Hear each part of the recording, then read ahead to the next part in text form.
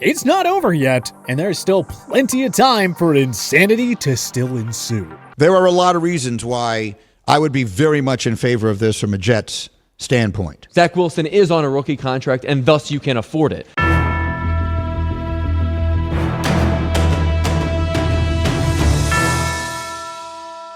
Week 1 is still months away, which means there's still plenty of time for a few more blockbuster trades to happen. So today, let's dive into the 10 blockbuster NFL trades that could still happen this offseason.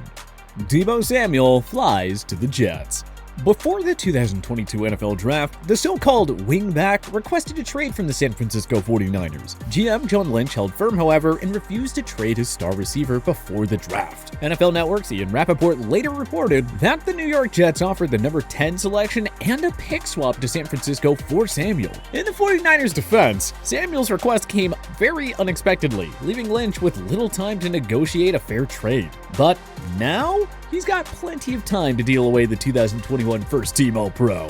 The Jets have every incentive to trade for Samuel. Head coach Robert Saleh and offensive coordinator Mike LaFleur were in San Francisco during Samuel's rookie and sophomore seasons, so the familiarity is there. Zach Wilson has a nice set of weapons already, but Samuel is a proven star. The Jets' other skill position guys are not. This is their chance to go all in and gain ground on their three rivals in the competitive AFC East.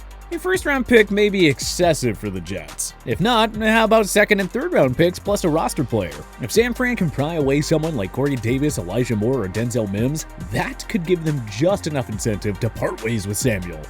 Baker Mayfield gets fresh start in Seattle. The quarterback market was never high for Baker Mayfield, and several of the potential suitors addressed their needs for a QB at the draft. But not all of them. The Seattle Seahawks opted not to draft a quarterback despite owning a plethora of picks. Maybe Pete Carroll and John Schneider are thinking about tanking in 2022 so that they can land one of the prized quarterback prospects of next year's class. Even if that is their thought process here, it may not be such a bad idea to take a chance on Mayfield. He would have two prolific pass catchers in Tyler Lockett and DK Metcalf. And the Seahawks have a very deep running back room to complement the former first overall pick. After all, he did have some good moments in the Cleveland Browns' run-heavy offense during his 4 years there. Mayfield might flourish under a player's coach like Carroll. The lower expectations in Seattle would probably help him from a pressure standpoint as well. Plus, he'd have a new franchise offensive tackle up front to protect him by the name of Charles Cross. The Browns should be happy to give Mayfield away, especially if Seattle is willing to eat up some of his salary. How about Baker for a fourth-round pick? At worst, he's the bridge to Seattle's next young QB. At best, he becomes the Seahawks' new franchise signal caller, allowing them to use all those draft picks in 2023 to improve the rest of their roster. Jimmy Garoppolo heads to Carolina. It's quite surprising that both Garoppolo and Mayfield remain on their respective teams. Regardless of how you feel about Garoppolo, a 33-14 career record is no fluke. And the guy has played in a Super Bowl and 2 NFC Championship games. Not saying Garoppolo is elite, but you can win with him. The 2021 Carolina Panthers certainly could have, with their championship-caliber defense and a solid set of offensive weapons led by Christian McCaffrey and DJ Moore. The Panthers used the number 94 pick on Ole Miss product Matt Corral, but he's not ready to start. And with all those jobs on the line, Carolina can't really afford to roll with Sam Darnold or PJ Walker as their starter. So here's the simple solution. Carolina can trade away a mid-round pick for Garoppolo. And even if he doesn't pan out, so what? They can always turn to Corral down the road, or roll the dice on another quarterback in next year's draft. Either way, you'd have to think that Garoppolo would provide the Panthers with a huge upgrade at quarterback heading into 2022. And if he can provide them with some stability at the position, you'd have to think they can make some noise in the NFC. San Francisco probably wants to end the saga at this point and move forward with Trey Lance. So, the cost for Garoppolo shouldn't be that much. Thinking a third or fourth round pick and maybe a roster player should do the trick. Saints try to unlock Clelin Ferrell. The two-time national champion at Clemson was a big-time reach when the Raiders took him 4th overall in 2019. Well, fast forward 3 years later, and yeah, Ferrell hasn't exactly produced a whole lot. The Raiders predictably declined the 5th-year option on Ferrell's deal. Remember, this current regime wasn't around when the Raiders drafted Ferrell, so they shouldn't be expected to stay committed to him through 2022. At the same time, though, he's still a former first-round pick, so you may as well get something for him. rather than just releasing him and losing him for nothing. The New Orleans Saints could use the extra depth on the defensive line, and perhaps their savvy defensive-minded head coach Dennis Allen finds a way to unlock Farrell's potential. He would be in a good spot with Cameron Jordan, Marcus Davenport, and Demario Davis supporting him along the front seven. A late-round pick in exchange for Farrell works for both sides, especially when you consider how well the Raiders have drafted in the late rounds recently, as they really struck gold with guys like Max Crosby, Hunter Renfrow, and Nate Hobbs. For New Orleans, Farrell at the very least provides some depth on a defense that dealt with an insane amount of injuries and COVID-related absences in 2021. Hopefully, he'd fare better in NOLA after falling out of favor in Vegas. Safety-rich Ravens send Chuck Clark to Cowboys. The Baltimore Ravens added 2 marquee safeties to an already deep secondary this offseason. First, they signed Marcus Williams to a 5-year deal worth $70 million. Then, somehow, Kyle Hamilton fell to them at 14th overall in the draft, even though he clearly deserved to be a top 5 pick. At any rate, Baltimore isn't complaining about fielding what could be the league's best safety duo in 2023 and beyond. The addition of Williams and Hamilton also make well-respected veteran Chuck Clark very expendable. Baltimore doesn't need to carry 3 safeties, and they can get a decent return for a durable safety like Clark, who's only missed 1 game since 2018. Whose ball hawking abilities can often leave him vulnerable when it comes to giving up the big plays.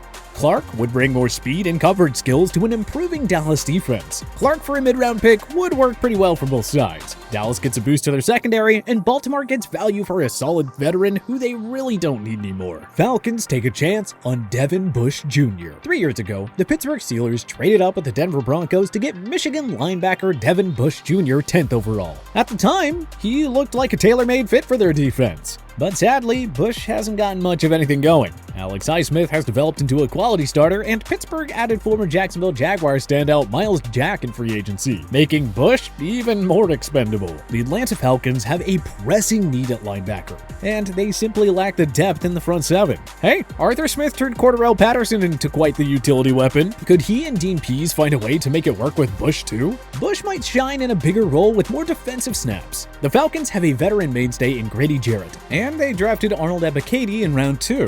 One more piece in the front seven could turn this group around. Bush shouldn't cost Atlanta more than a late round pick. Or could the Steelers look to swap him out for another starter? Either way, Atlanta feels like the very logical landing spot for Bush, should Pittsburgh ultimately decide to move on from him.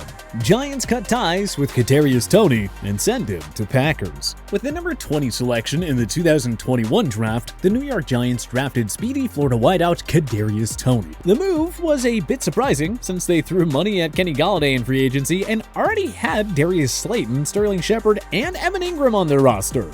Toney missed 7 games and only played 46% of the team's snaps when he was in the lineup.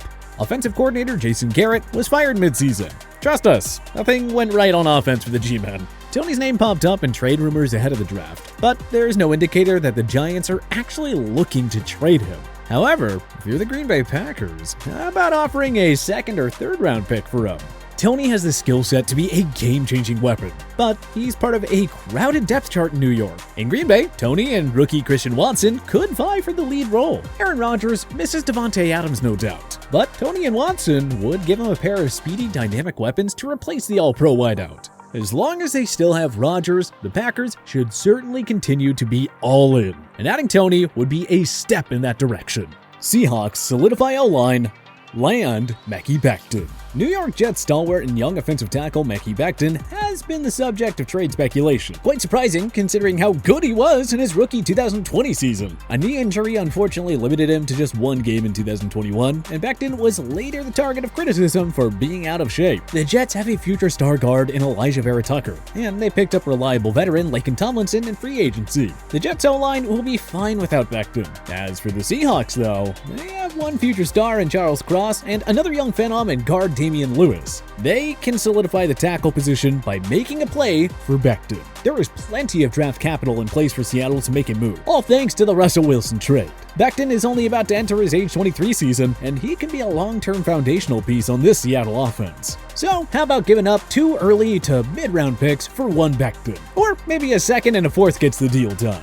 Patriots go all in for Danielle Hunter. When healthy, Danielle Hunter is the MVP of the Minnesota Vikings defense. But he missed all of 2020 and was limited to just 7 games in 2021. His injury history has made that contract problematic. And the new Vikings regime doesn't necessarily have to feel loyal to him. New England Patriots head coach Bill Belichick loves taking chances on established veterans regardless of their contracts. And the Patriots have a pressing need along their defensive line after ignoring that area in free agency and the draft. Minnesota would probably be happy to get out of Hunter's contract and clear up some valuable cap room. And with the Patriots' rebuild officially over, Belichick can absolutely feel free to go all in by taking on his contract. A healthy Hunter and Matt Judon give New England a scary good pass rushing duo. And that's exactly what they need to compete against the many elite quarterbacks that reside in the AFC these days. Texans swing for the fences and acquire Saquon Barkley. In case you missed it, the Texans have been sellers under general manager Nick Caserio, and the man has done an excellent job up to this point, providing Houston with valuable draft capital and several young cornerstone pieces to get excited about. But there isn't a rule that states rebuilding teams have to avoid trading for big-named players. And with all that draft capital in his back pocket, should Caserio put some of it to use in the trade market? The New York Giants haven't committed to the ultra-talented, albeit injury-prone Saquon Barkley. Maybe GM Joe Shane and head coach Brian Tebow prefer a fresh slate and want to move out Barkley while his value is still high. Barkley, the player, is worth no more than a mid-round pick. But New York might be able to convince someone to give them a third-rounder or a quality roster player for him. Houston hasn't had a stud running back since the Arian Foster days. Davis Mills has a nice set of pass catchers, but an explosive running back like Barkley would add another element to this young offense. And Barkley would enjoy running behind a rebuilt O-line that now has Kenyon Green to complement Laramie Tunsil. Add it all up, and Barkley to Houston makes perfect sense, as long as the Giants are open to trading him. But what other blockbuster NFL trades do you think could still happen this offseason? Join us in the comment section below. If you like this video and learned a thing or two, clicking the like button helps out a ton. And hey, we appreciate it. If this is your first time coming around to TPS though, subscribing is a great idea, because we put out videos like this every single day. But as always, thanks for watching, and we'll see you guys next time.